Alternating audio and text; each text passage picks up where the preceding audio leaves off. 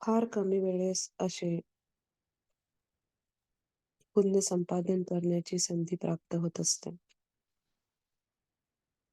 आपण जेव्हा जिथे कुठे असणार, तिथे जर आपल्याला धम्मश्रवण करण्याची संधी मिळाली, तर आपण सर्वांनी स्वतःला पुण्यवान समजावे. असंच आज एक बुद्धवचन तुमच्या समोर सांगत आहे.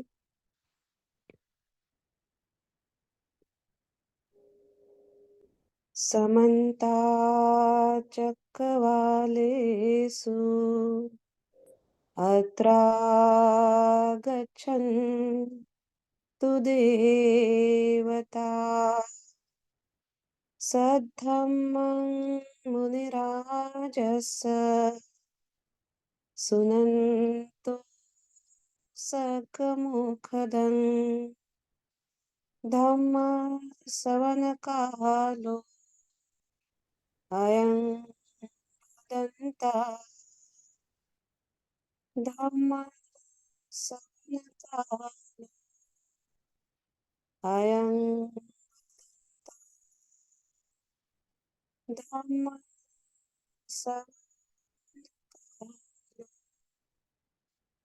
अयं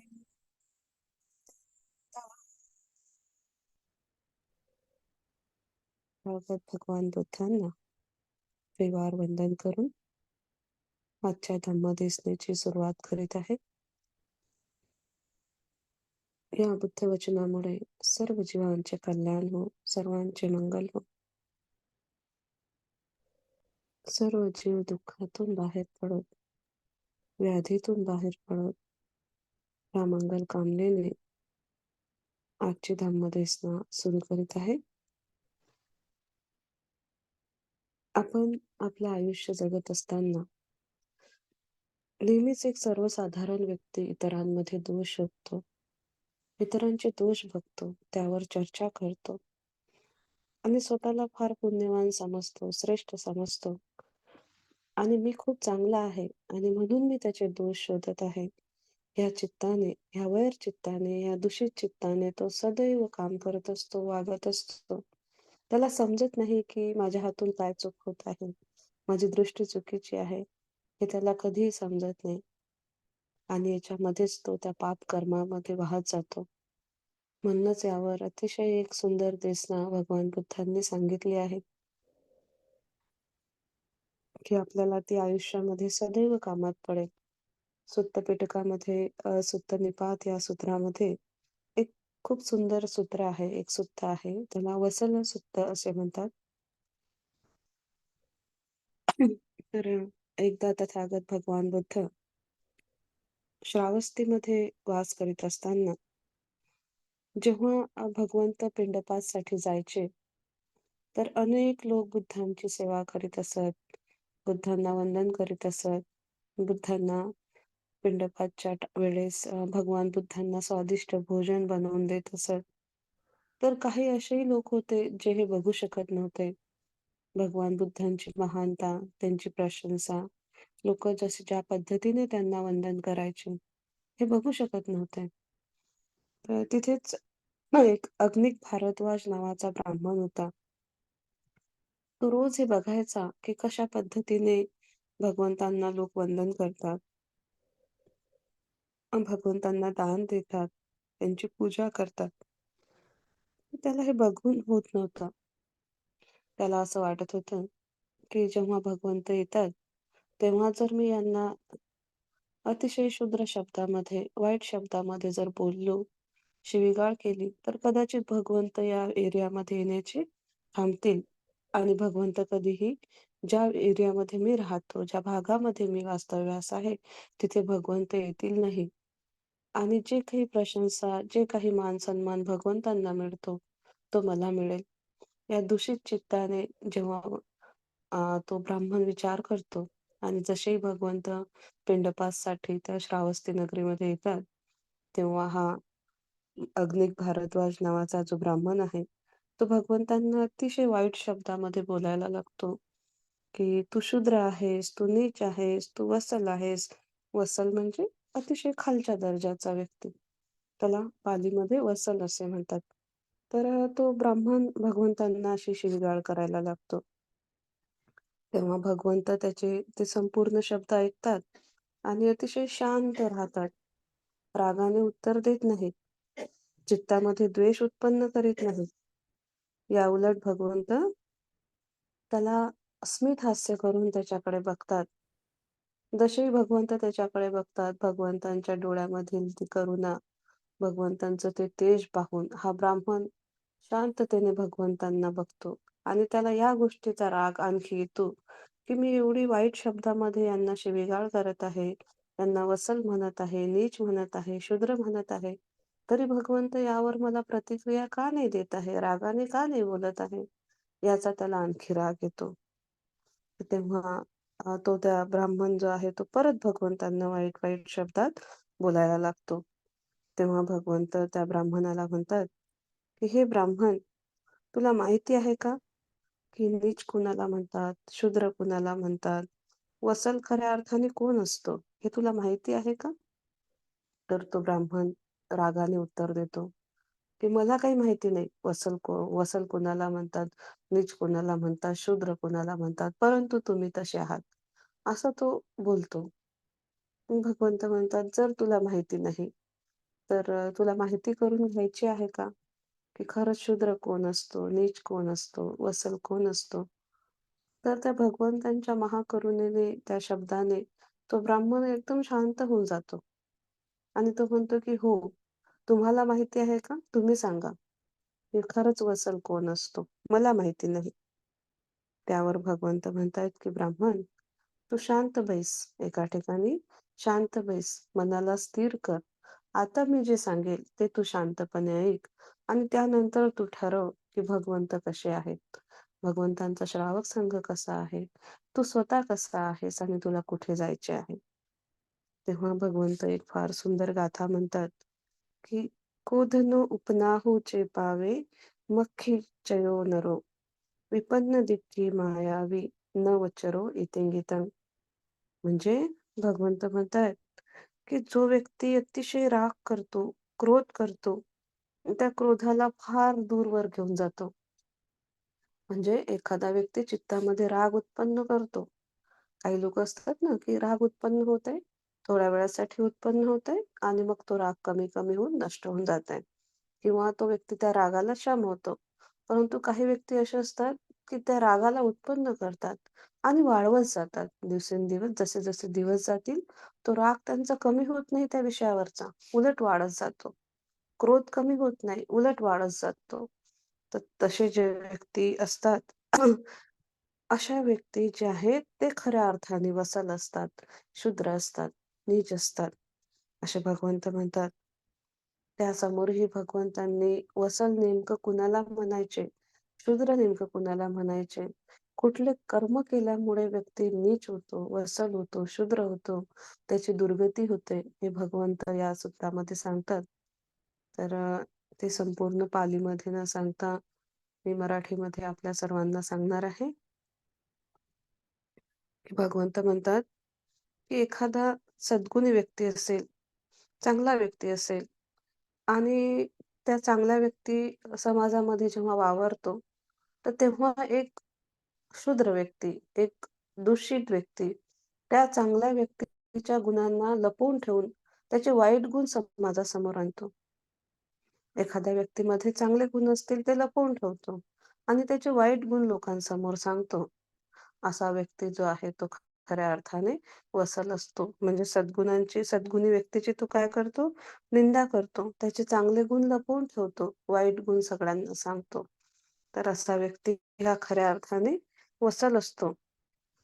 भगवंत समोर म्हणतात, की जे व्यक्ती सन्मार्गावर आरूढ असतात, धम्म मार्गावर आरूढ असतात आणि अशा व्यक्तींच्या मार्गामध्ये जर कोणी अडथळा उत्पन्न करत असेल, त्याच्या ध्यानामध्ये, त्याच्या शील पालन करण्यामध्ये, त्याच्या दानामध्ये जर कोणी अडथळा उत्पन्न करत असेल, तर तो व्यक्ती खऱ्या अर्थाने वसल असतो आणि त्याची दुर्गती ही निश्चित असते. आहे ना? आपण कोणी जर विहारात जात असेल, शील पालन करत असेल, तर आपण त्याची निंदा करतो. त्याच्याविषयी वाईट-वाईट बोलतो, की कशाला रोज विहारात जातो?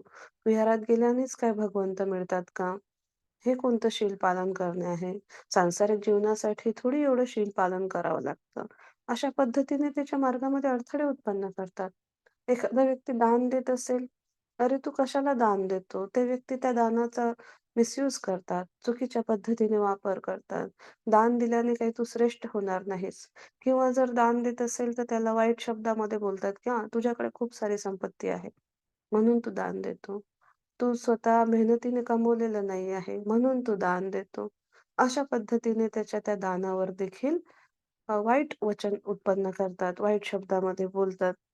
तर हे जे व्यक्ती आहे, जे सन्मार्गामध्ये अडथळे उत्पन्न करतात, अशा व्यक्ती खऱ्या अर्थाने वसल असतात. त्यांची दुर्गती हे निश्चित असते. जे व्यक्ती प्राण्यांना नष्ट करतात, प्राणीहत्या करतात, जाणून-बुजून स्वतःच्या सुखासाठी, स्वतःच्या स्वार्थासाठी आणि किंवा इतरांना कमी लेखून, जसं काही एखादे विषारी प्राणी आपल्या अवतीभोवती निघाले, ते मारण्यासाठीच जन्माला आलेले आहेत. त्यांना मारावंच लागतं. नाहीतर हे आपल्याला मारतील. यांच्यापासून आपल्याला बाधा उत्पन्न होईल. ह्या चित्ताने त्या मुक्या प्राण्यांना, त्या छोट्या जीवांना मारतात, हत्या करतात. जसं की सर्वसाधारण उदाहरण द्यायचं झाल्यास आपल्या घरामध्ये मच्छर येतात, आहे ना? तर त्या मच्छरांना मारण्यासाठी की यांच्यापासून आम्हाला बाधा आहे, हे यांच्यापासून आम्हाला रोग उत्पन्न होईल, आम्ही आजारी पडू, आम्हाला ताप येईल, आम्ही मरून जाऊ. मग त्या दृष्टीने त्या दूषित चित्ताने काय करतात, त्या मच्छरांना मारतात. मारण्यासाठी वेगवेगळ्या वस्तूंचा उपयोग करतात. तर हे त्या प्राण्यांना मारणे, साप निघत असेल कुठे, छोटा कुत्रा असेल, काही असेल, त्याने काही त्रास दिला असेल, तर त्याला मारण्यासाठी कुणाला तरी प्रवृत्त करतात किंवा स्वतः मारतात. अशा व्यक्तींची दुर्गती ही निश्चित असते. तो पाप कर्मामध्ये वाहत जातो आणि त्याला खऱ्या अर्थाने भगवंत म्हणतात, की तो खरा वत्सल आहे, शूद्र आहे. जे व्यक्ती गर्भपात करतात, स्वतःच्या स्वार्थासाठी कुणाला गर्भपात करण्यासाठी प्रवृत्त करतात. अशा व्यक्ती खऱ्या अर्थाने वसल आहेत आणि त्यांची दुर्गती ही निश्चित आहे. एका ठिकाणी भगवंतांनी सांगितलेलं आहे, की जे व्यक्ती गर्भपात करतात, एखाद्या व्यक्तीला मनुष्य जीवनामध्ये येण्यापासून थांबवतात किंवा कुणाला थांबवण्यासाठी प्रवृत्त करतात आणि त्या वाईट चित्ताने जर एखादी स्त्री, एक पुरुष जर आपल्या दाम्पत्याचा, आपल्याला होणाऱ्या त्या बाळाचा जर गर्भपात करत असतील, तर अनेक कल्पापर्यंत त्यांची दुर्गती हे निश्चित आहे. त्यांना कोणीही काढू शकत नाही. कितीही काही करो, त्यांच्या आयुष्यामध्ये कधीही सुख उत्पन्न होऊ शकत नाही. म्हणून ते लोकं जे असतात ते वसल असतात, शूद्र असतात आणि त्यांची दुर्गती हे निश्चित असते. त्यासमोर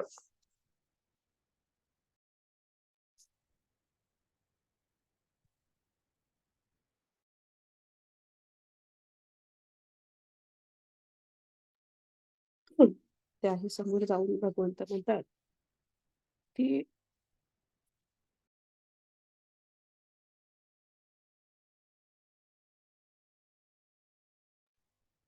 भगवंत म्हणतात, की एखादा व्यक्ती एखाद्या गावाला लुटत असेल, एखाद्या घरामध्ये चोरी करत असेल, तर तो व्यक्ती काय असतो? वसल असतो, शूद्र असतो, नीच असतो.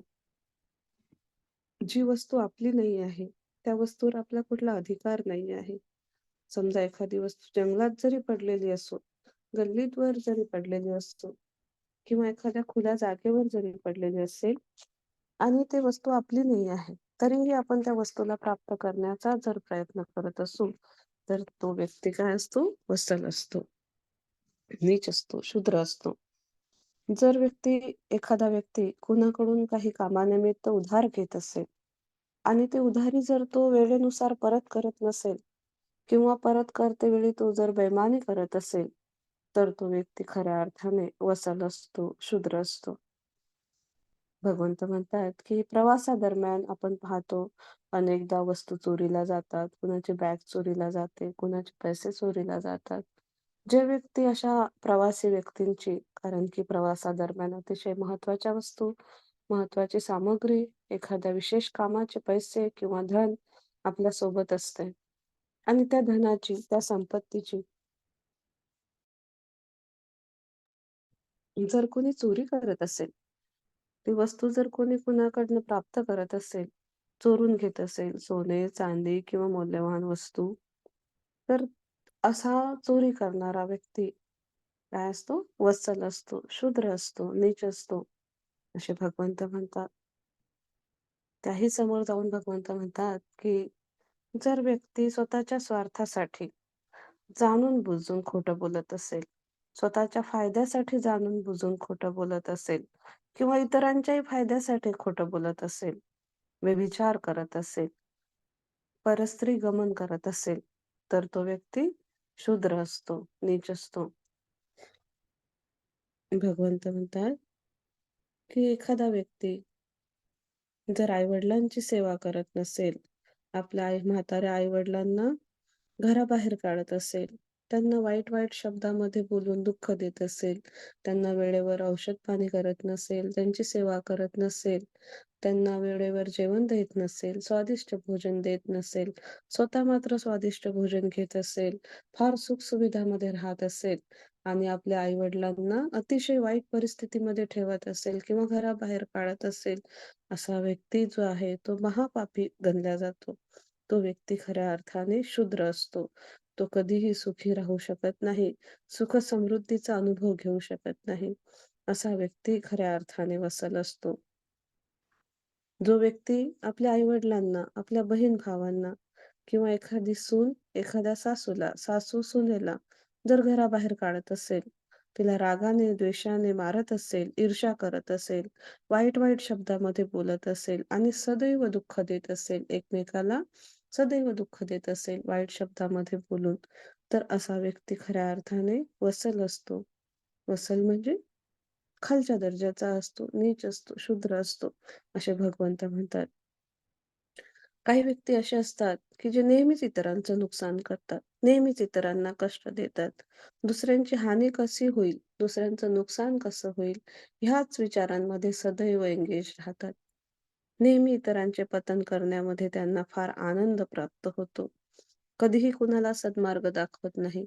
समजा बुद्ध म्हणतायत, की समजा एखाद्या चांगल्या व्यक्ती समजून आपल्याकडे कोणी काही ज्ञान मागण्यासाठी आलंय, चांगला मार्ग मागण्यासाठी आले, चांगला रस्ता दाखवण्यासाठी, विचारण्यासाठी आले आणि अशा वेळेस जर आपण त्यांना चुकीचं मार्गदर्शन केलं, चुकीचा सल्ला दिला, त्यांचे पतन केले, तर अशा वेळेस तो जो व्यक्ती सल्ला देणारा व्यक्ती, चुकीचा सल्ला देणारा व्यक्ती खऱ्या अर्थाने वत्सल असतो, नीच असतो, शूद्र असतो.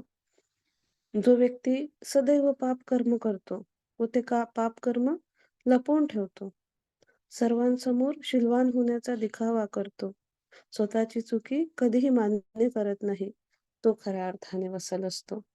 जेव्हा आपण धम्ममार्गावर आरूढ असतो, तेव्हा इव्हन भगवंत स्वतः संघामध्ये संघाची माफी मागतात. है ना? आपण बघतो की दर 15 दिवसातून एकदा भिक्खू संघाला देखील एकमेकांसमोर नतमस्तक होऊन आपण केलेल्या पापकर्माची, आपण केलेल्या चुकीची एकमेकांसमोर माफी मागावी लागते. एक विधी आहे तो. दर 15 दिवसातून एकदा. आपण कधी असं केलं आहे का? महिन्यातनं किंवा कधी आठवतं आपल्याला, की 10 वर्षातून, 20 वर्षातून एकदा तरी आपण सगळ्यांसमोर आपल्या चुकीची कबुली दिली. असा आपला अहंकार आपल्याला कधीही करू देत नाही. कधीही आपण म्हणत नाही, की "हो, हे माझी चूक आहे. माझं चुकलं. मला माफ करा." हे आपला अहंकार आपल्याला करू देत नाही. तर असे जे व्यक्ती असतात, की स्वतः केलेलं जे पाप आहे ते लपवून ठेवतात. कशासाठी? स्वतःचं श्रेष्ठत्व कायम ठेवण्यासाठी. कधीही आपल्या पापाची कबुली देत नाही वरिष्ठांसमोर किंवा एखाद्या धम्ममार्गावर आरूढ असलेल्या व्यक्तीसमोर जर आपण आपली चूक कबूल केली नाही, तर ते पाप पुन्हा-पुन्हा वाढत जातं. तर असे व्यक्ती खऱ्या अर्थाने वत्सल असतात, शूद्र असतात. बुद्ध म्हणतात, की "छन्नं अतिवसती, विघटं अतिवसती, तस्सा ते रंग विवरण होती, तन्हा ते न वसती." म्हणजे जे व्यक्ती स्वतःचे पाप आणि दोष लपवून ठेवतात, जे कधीच आपलं पाप इतरांसमोर सांगत नाही, आपले दोष सांगत नाही किंवा चुकीची कबुली देत नाहीत, अशा व्यक्ती सदैव त्यांच्या चित्तामध्ये दुःखी राहतात. कारण की आपण केलेलं जे कर्म आहे, ते इतरांपेक्षा आपल्याला जास्त माहिती आहे, की आपण काय वाईट केलेलं आहे. जे आपण वाईट कर्म केलेलं आहे, ते जर आपण इतरांसमोर कधी सांगितलं नाही, वरिष्ठांसमोर कधी सांगितलं नाही, आपल्या गुरुवर्य व्यक्तींसमोर जे मनामध्ये काही संकोच असतील, ते जर आपण सांगितले नाही, तर सदैव ते पाप कर्म, वाईट कर्म आपल्याला आठवत राहते आणि आपण त्याचा मनातल्या मनामध्ये काय करतो, कधी-कधी धम्ममार्गावर चालत असताना पछतावा करतो, दुःखी राहतो. मनामध्ये अनेक वाईट विचार उत्पन्न होतात. त्यामुळे आपल्याला ध्यानामध्ये प्रगती होत नाही. आपलं ध्यानही निश्चित होत नाही. ध्यानही चांगलं लागत नाही. धम्ममार्गावर आपली प्रगती होत नाही. ध्यान मार्गावर आपली प्रगती होत नाही. तर असे जे व्यक्ती असतात, जे स्वतःचे दोष लपवून ठेवतात, आपल्या वाईट कर्माची कबुली देत नाहीत. अशामुळे त्यांच्या ज्या वाईट कर्म आहे, त्याची जी तीव्रता आहे, ती कधीही कमी होत नाही. ती उलट वाढत जाते. कारण की आतमध्ये ते बीज कुठेतरी आहे, पेरलेलं आहे. त्याच्यामुळे ते व्यक्ती काय असतात, वसल असतात, शूद्र असतात. म्हणून भगवंत म्हणतात, की कधीही आपण आपल्या पाप कर्माची कबुली, आपल्या वाईट कर्मांची कबुली जी आहे सॉरी.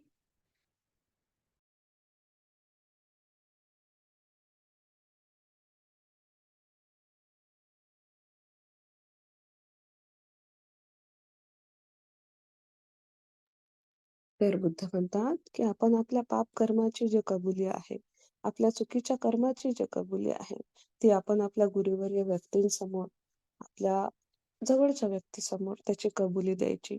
जेणेकरून त्या पापाची तीव्रता काय होईल? कमी होईल. आपल्या चित्तामधील त्याची तीव्रता कमी होईल. आपण त्या वाईट कर्मातून स्वतःला मुक्त फील करणार. मुक्त झाल्यासारखं वाटेल आणि मग आपली ध्यानामध्ये, दानामध्ये, शील पालन करण्यामध्ये आपली प्रगती होऊ शकते. तसा व्यक्ती पुण्यवान होतो. भगवंत म्हणतात, एखादा व्यक्ती असा असतो, जो सदैव दुसऱ्यांकडनं आदर-सत्कार घेतो आणि त्याच्या घरी वगैरे जाऊन चांगले-चांगले स्वादिष्ट भोजन ग्रहण करतो. दुसऱ्यांच्या घरी जाऊन आदर-सत्कार प्राप्त करतो. चांगले स्वादिष्ट भोजन घेतो. परंतु आपल्या घरी कोणी आलेलं असताना त्यांचा आदर-सत्कार करत नाही. त्यांना स्वादिष्ट भोजन खाऊ-पिऊ घालत नाही. ते करण्यामध्ये तो कंजूसी जर करत असेल, तर असा व्यक्ती काय असतो? वसल असतो, शूद्र असतो.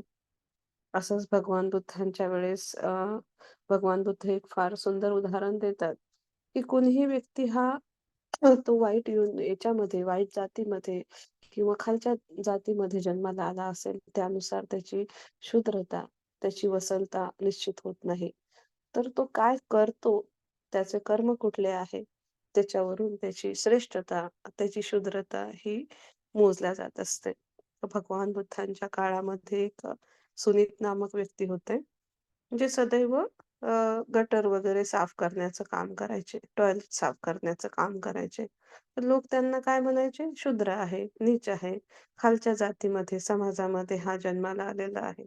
कोणीही त्या सुनीतला मान-सन्मान देत नव्हते. कधीच त्याला कोणी आदर-सत्कार देत नव्हते. चांगलं स्वादिष्ट भोजन त्याला कधीच कोणी खाऊ घालत नव्हते. परंतु सुनीत जो आहे, तो पारमी संपन्न व्यक्ती होता. जसे तो पहिल्यांदा भगवान बुद्धांना एक दिवस पाहतो, तर त्याच्या चित्तामध्ये फार भगवान बुद्धांविषयी श्रद्धा उत्पन्न होते आणि तो भगवान बुद्धांना शरण जाण्यासाठी निश्चय करतो आणि भिक्खू संघामध्ये सहभागी होतो. भिक्खू संघामध्ये गेल्यानंतर तो एवढं शील पालन करतो, फार ध्यान करतो आणि त्याची पारमी पूर्णत्वास जाऊन तो जेव्हा अरहंत होतो, तेव्हा मनुष्यच नाही, तर देवताही लोकं त्याला वंदन करण्यासाठी उभे राहतात. त्याची सेवा करण्यासाठी उभे राहतात. म्हणून भगवंत म्हणतात, की कुणीही जन्माने शूद्र होत नाही. तर तो कशाने शूद्र होतो? त्याच्या कर्मामुळे शूद्र होतो. कोणीही जन्माने श्रेष्ठ होत नाही. तर तो कशाने श्रेष्ठ होतो? तो त्याच्या कर्माने श्रेष्ठ होत असतो. म्हणून कुणालाही आपण सदैव शूद्र, नीच किंवा वसन म्हणायचे नाही. तर आपण बघायचं, की त्याचे कर्म कुठले आहेत? माझे कर्म कुठले आहेत? खरंच मी कुणाला वसन म्हणण्याच्या लायक आहे का? माझ्यामध्ये ती श्रेष्ठता आहे का? हे सदैव आपण पाहिलं पाहिजे. भगवंत म्हणतात, की जर एखादा व्यक्ती एखाद्या श्रमणला किंवा एखाद्या संन्यासी व्यक्तीला किंवा एखाद्या असमर्थ व्यक्तीला जसं कोणी भिकारी असेल, आपल्या घरी भीक मागायला येत असेल, काही मागण्यासाठी येत असेल आणि असल्यावरही आपण जर त्याला काहीच देत नसू, आपल्याकडे थोडं बहुत आहे, बट तरी आपण त्यांना जर देत नसू आणि सदैव म्हणत असू, की "माझ्याकडे काही नाही. चल समोर जा. माझ्याकडे काही नाही. समोर जा." असं जर त्याला म्हणत असू, त्याला हाकलून लावत असू, तर असा जो व्यक्ती आहे, जो असतानाही इतरांना मदत करत नाही, तो व्यक्ती खऱ्या अर्थाने वसल असतो, शूद्र असतो. एखादा व्यक्ती जेवण करीत असेल आणि जेवण करीत असताना जर कोणी आपल्याला भोजन मागायला आलं असेल आणि आपल्या ताटामध्ये जे वाढलेलं आहे तेवढंच भोजन आहे. आपण जेवत आहोत. परंतु तो भोजन मागायला आला, फार भुकेलेला आहे. तर आपल्या ताटातील भोजन आपण थोडंसंही त्याला देत नसू आणि त्याला अपमानित करून तिथून वापस करत असू, तर असा व्यक्ती खऱ्या अर्थाने वसल असतो, असे भगवंत म्हणतात. काहीतरी प्राप्त करण्यासाठी जर एखादा व्यक्ती सदैव खोटा बोलत असेल, एखादा व्यक्ती सदैव अंधश्रद्धेमध्ये विलीन राहत असेल. इथे अंधश्रद्धा म्हणजे भगवंतांनी सांगितलेलं आहे, की जो व्यक्ती पाप-पुण्य मानत नाही. आपण नेहमीच म्हणतो, की असं केल्याने पुण्य प्राप्त होते, असं केल्याने पाप होते, चुकीचं केल्याने पाप कर्म होते. तर आजही बुद्ध शासनामध्ये ॲज अ बुद्धिस्ट असतानाही बऱ्याच लोकांचा पाप आणि पुण्यावर विश्वास नाही. लोकं म्हणतात, की जर तुम्ही वाईट करत असाल, तर याची काही परतफेड तुम्हाला फार दिवसांनी किंवा पुढच्या जन्मामध्ये प्राप्त होत नाही. पुढचा जन्मच नाही, पुनर्जन्मच नाही. अशी जी मान्यता आहे, असा जे विचार आहे, जे सद्धम्माला मानत नाही मानत नाही, जे पुनर्जन्म मानत नाही, अशा व्यक्ती म्हणजे अंधश्रद्धामध्ये असणारे व्यक्ती आहे. त्यांना बुद्ध म्हणतात, की अशा व्यक्ती खऱ्या अर्थाने वसल असतात, शूद्र असतात. कारण की त्यांची मनाची स्थिती कशी आहे? शूद्र आहे. फार खालच्या दर्जाची आहे. श्रेष्ठता नाही आहे त्यांच्या चित्तामध्ये. जे व्यक्ती सदैव अहंकारामध्ये जगतात, इतरांना कमी लेखतात, स्वतःला फार श्रेष्ठ समजतात. जे फक्त स्वतःच्या धर्माला श्रेष्ठ समजतात आणि इतरांच्या धर्माला कमी लेखतात, असेही व्यक्ती भगवान बुद्धांनी शूद्र समजलेले आहेत. त्याही व्यक्तींना भगवंत म्हणतायत, की ते वसल आहेत. ज्या पद्धतीने आपल्याला आपला धम्म प्रिय आहे, त्याच पद्धतीने जे लोकं त्यांच्या कर्मानुसार ज्या-ज्या धम्मामध्ये, ज्या-ज्या धर्मामध्ये जन्माला आलेले आहेत, त्यांच्या संस्कारानुसार त्यांच्यासाठी त्यांचे धर्म श्रेष्ठ आहेत. म्हणून आपल्या धर्माची श्रेष्ठता सांगण्यासाठी आपण इतर धर्माला कमी लेखू शकत नाही. ते चुकीचं करतील, काय करतील ते त्यांचे कर्म आहे. आपण फक्त एवढं म्हणू शकतो, की भगवान बुद्धांचा धर्म कसा श्रेष्ठ आहे. बाकी दुसरा धर्म कसा कमी श्रेष्ठ आहे किंवा तो श्रेष्ठच नाही, तो धर्मच नाही, हे म्हणण्याचा अधिकार आपल्याला नाही, असे भगवंत म्हणतात. भगवान बुद्धांच्या त्या 84,000 सुत्तामध्ये कुठेही आपण वाचलं नसेल, ऐकलं नसेल, की भगवान बुद्धांनी स्वतःच्या मुखातून इतर धर्माला कमी लेखलेलं आहे आणि स्वतःच्या धर्माला श्रेष्ठ समजलेलं आहे. दुसऱ्याच्या धर्माची निंदा करणारे जे लोक असतात, भगवान बुद्ध म्हणतात, की ते वसल आहेत. आपण ना कोणा व्यक्तीची, ना कोणा धर्माची कधीही निंदा करू शकत नाही. बुद्ध म्हणतायत, की जे व्यक्तीचे मन सदैव क्रोधाने भरलेले असते. बरेच लोकं आपण आपल्या अवतीभोवती पाहतो. नेहमी त्यांच्या चेहऱ्यावर राग असतो. त्यांच्या बोलण्यामध्ये कटुता असते. असे व्यक्ती जे आहेत, ते शूद्र आहेत, वसल आहेत. त्यांची दुर्गती ही निश्चित आहे. ते कधीही समोर जाऊ शकत नाहीत. ह्या जन्मामध्ये नाही आणि कधीच नाही. निर्वाणापासून, धम्मापासून कोसो दूर आहेत. ते अजूनही धम्मापर्यंत पोहोचलेले नाही आहे. भगवान बुद्धांना अजूनही त्यांनी बघितलेलं नाही आहे. म्हणून जर आपल्याला बुद्धांना खऱ्या अर्थाने बघायचं असेल, धम्माच्या जवळ जायचं असेल, तर आपल्याला आपला क्रोध, आपल्या रागाची तीव्रता याला हळू मैत्रीने कमी करायचं आहे. ज्या व्यक्तीमध्ये एकही चांगला गुण नसतो,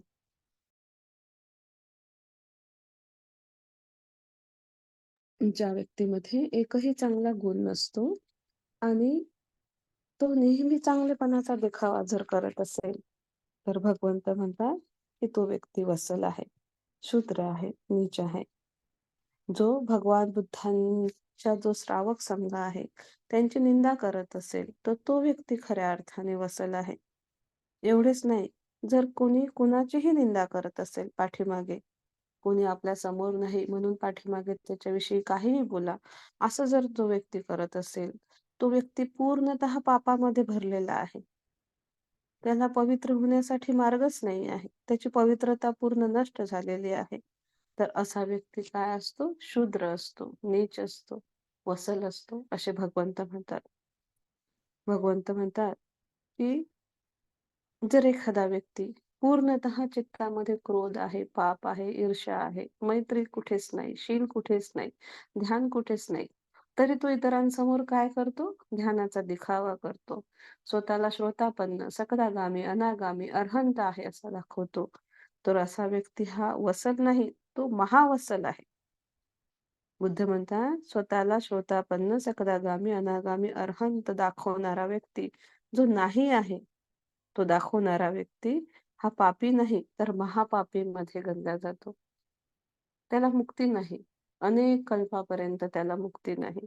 तो त्याच्या या अविद्येमध्ये, या अविद्येच्या नदीमध्ये सदैव वाहत राहतो. त्याची उन्नती नाही, त्याला सुख नाही, त्याला चांगली निद्रा नाही. असा व्यक्ती हा वसल असतो. म्हणून भगवंत म्हणतात, "न जच्चा वसलो होती, न जच्चा होती ब्राह्मणो, कम्मनो वसलो होती, कम्मनो होती ब्राह्मणो." म्हणजे जन्माने कुणीही नीच किंवा वसल होत नाही. जन्माने कुणीही नीच किंवा वसल होत नाही. जन्माने कुणीही ब्राह्मण होत नाही. तर कर्माने कोणी नीच आणि वसल होतो आणि कर्मानेच कोणी ब्राह्मण होतो, असे भगवंत म्हणतात. हे सांगितलेले सर्व गुण जर गुणामध्ये असतील, तर त्या व्यक्तीची दुर्गती हे निश्चित आहे. त्याला कोणीही वाचू शकत नाही. इव्हन तथागत भगवान बुद्धही अशा व्यक्तीला वाचू शकत नाही. म्हणून सदैव आपण आपल्या आतमध्ये हे वसन सूत्राचे गुण बघितले पाहिजेत, की माझ्या आतमध्ये हे गुण आहेत का? मी असा वागतो का?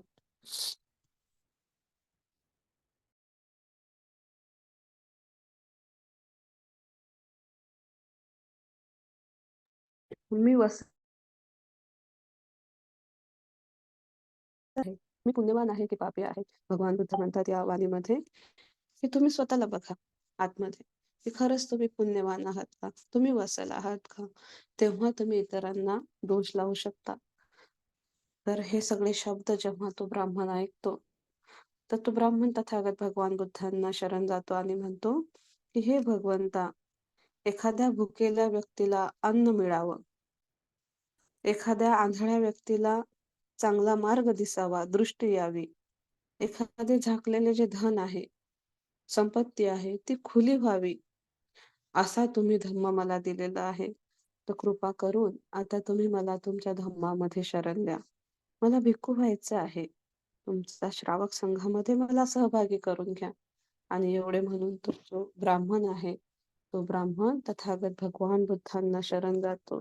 भिक्खू संघामध्ये स्वतःला प्रवज्जित करतो आणि चांगला चांगला भिक्खू बनतो. त्याचं नाव होतं अग्निक भारद्वाज ब्राह्मण. तर अशा प्रकारे तो ब्राह्मण जो आहे, तो भगवान बुद्धांना शरण जातो. इतकं सुंदर भगवंताची वचन ऐकून त्याला समजतं, की जे शिवी मी भगवान बुद्धांना देत होतो, ज्या खालच्या दर्जाच्या भाषेमध्ये मी भगवंतांशी बोलत होतो, ते सगळे दुर्गुण तर माझ्यात आहे. त्याच्यामुळे हे दुर्गुण या पापातून मुक्त होण्यासाठी एकच मार्ग आहे. तो म्हणजे भगवान बुद्धांचा मार्ग आहे. अशा प्रकारे त्याला समजते आणि तो बुद्धांना शरण जातो त्या दिवसपासून. तर ह्या वसल सूत्रामध्ये भगवंतांनी इतक्या सुंदर प्रकारे सांगितलेलं आहे, की खऱ्या अर्थाने पापी कोण आहे, महापापी कोण आहे, पुण्यवान कोण आहे, महापुण्यवान कोण आहे. आपणही आपल्या रोजच्या जीवनामध्ये जेव्हा-जेव्हा आपण इतरांना दोष लावतो, इतरांची निंदा करतो, इतरांना वाईट समजतो, दुःख देतो, वेदना देतो, त्रास देतो आपल्या बोलण्यातून, वागण्यातून, आपल्या विचारांमधून, त्यावेळेस आपण समजायचं, की मी तर वत्सल आहे आणि ह्या वत्सल कर्माच्या प्रभावामुळे मला बुद्धही वाचू शकतील नाही. माझी दुर्गती हे निश्चित आहे. माझी मला कधीही सद्गती प्राप्त होऊ शकत नाही. म्हणून जर मला सद्गतीला जायचं असेल, धम्ममार्गावर आरूढ व्हायचं असेल, ध्यानामध्ये, दानामध्ये, निर्वाणापर्यंत जर मला पोहोचायचं असेल, माझी प्रगती करायची असेल, तर मला बघावं लागेल, की हे वसन सूक्ताच्या नुसार माझ्यामध्ये हे संपूर्ण दुर्गुण जे आहेत, हे मला हळुवारपणे नष्ट करायचे आहेत. अशा पद्धतीने हे वसन सूक्त आहे. आशा आहे की हे सूत्र श्रवण केल्यामुळे सदैव आपल्या स्मरणात राहील की आपण कुठले कर्म केले पाहिजे, कुठले नाही केले पाहिजे.